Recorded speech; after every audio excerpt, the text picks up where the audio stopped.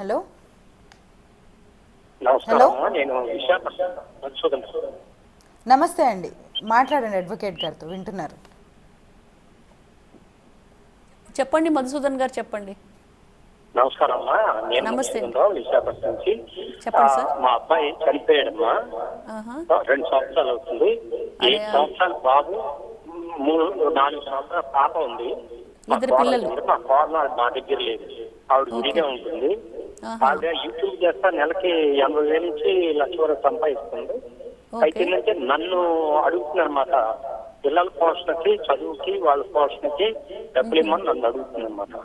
అయితే నేనేమంటున్నానంటే, నేను వ్యవసాయదానమ్మా, అది కూడా చేస్తే నాకేం సంపాదన లేదు, పిల్లలను నాకు ఇస్తే నువ్వు పెంచలేకపోతే, నేను డబ్బులు భయపడలేను, నువ్వు కనుక పోషించలేకపోతే నాకు పంపించు, నేను ఏదో తిప్పలు పడి నేను చూసుకుంటానని చెప్పారమ్మా. మీరేం సలహా చెప్తారు? ఓకే, ఇక్కడ సలహా అంటే ఏముందంటే అండి, మీ అబ్బాయి చనిపోయాడు, దురదృష్టము. కాకపోతే ఆమెకి ఏదైనా జాబ్ లేకపోతే మామగారికి మెయింటైన్ చేయాల్సినటువంటి బాధ్యత ఉంటుంది. ఆవిడకు జాబ్ లేకుండా తను తాను పోషించుకునే మార్గం లేకపోతే మీకు మెయింటెనెన్స్ ఇవ్వాల్సిన అవసరం ఏర్పడుతుంది. కాకుంటే మీరు చెప్పిన దాని ప్రకారం ఆవిడ ఉద్యోగం చేస్తున్నారు, 80,000 ఏదో సంపాదిస్తున్నారు, పిల్లలు ఆవిడ దగ్గర ఉన్నారని చెప్తున్నారు.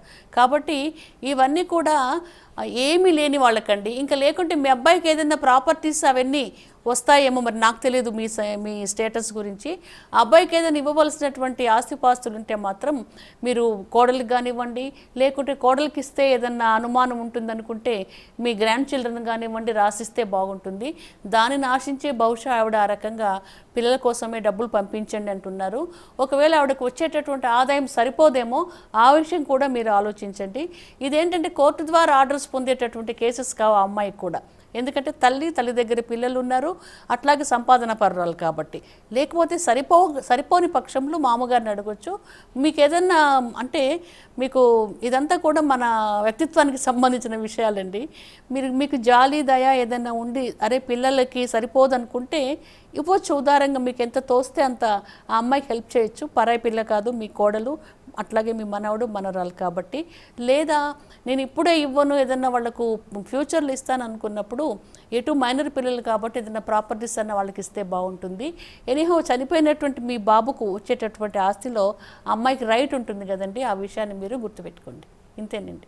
కోర్టుని ఆశ్రయించి మెయింటెనెన్స్లు ఏం పొందే ఇది లేదండి. చట్టంలో స్పష్టంగా చెప్పబడింది, సంపాదన పరురాలు కానప్పుడు మాత్రమే డాటర్ ఇన్ లాకు మెయింటెనెన్స్ ఇవ్వాలి అని.